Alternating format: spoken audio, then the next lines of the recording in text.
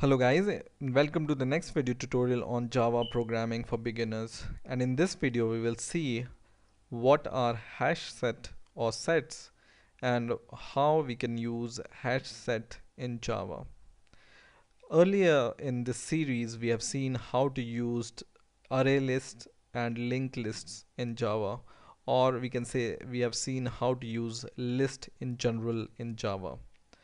Now hash set belongs to the set category, and the basic difference between lists and sets is that list can contain duplicate elements, but a set can only contain unique elements, so it cannot contain duplicate elements. Now let's see how we can declare hash set.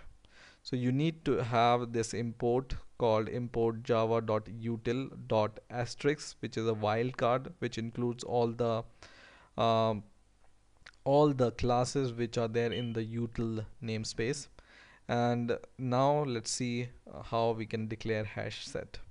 So hash set starts with the keyword hash set, and then in this angular bracket comes the data type. It can be integer or double or string or the and data type of your set. Then comes the name of your hash set or variable name is equal to new, not like this but new hash set, and then once again comes string, and then you can define the length of the hash set. It's optional, and this can be overloaded with the size or different ways. Okay, so whenever you hover over this hash set, you can see how you can use this constructor. Okay, now it generally works in the same way as any list or array list to add elements. So let's see how we can add element to the set. So we will use our name hash set dot add, and then we can add some string. Okay, so for example I want to add some name and some other names. In the same way you can add multiple names or multiple values which are not duplicate values. So Tom, Jack, some other name, some other name. Okay, and now when you compile your program it's okay. But let's say it has a duplicate entry. It will compile, I think, but when you try to access these value it will give you some errors. Okay, so in this way you can use hash set, and to access the values in the hash set, what you can do is you can use iterator. So in the last video we have seen how to use list iterators.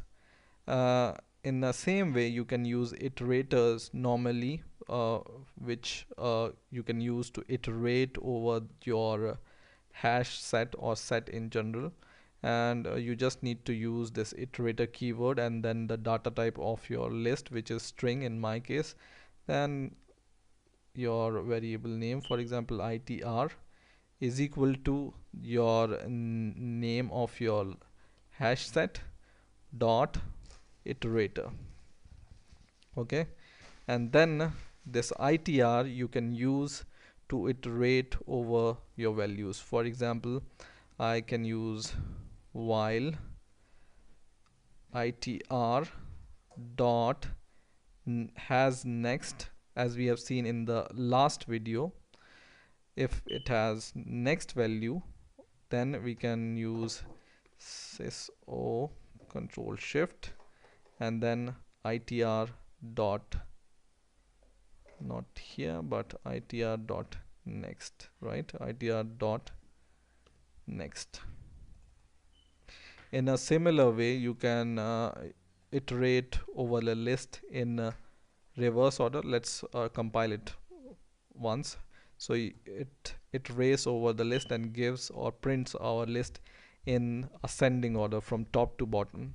If you want to print your list in bottom to top order or in reverse order, what you can do is, instead of this has next, you can use has previous. So search for has previous, and then you can iterate over your list in reverse order. Okay, but as we have seen in the last video, that list iterator has previous and previous value. The iterators for the sets doesn't have this has previous and previous value. You can see there is no method called has previous or previous values.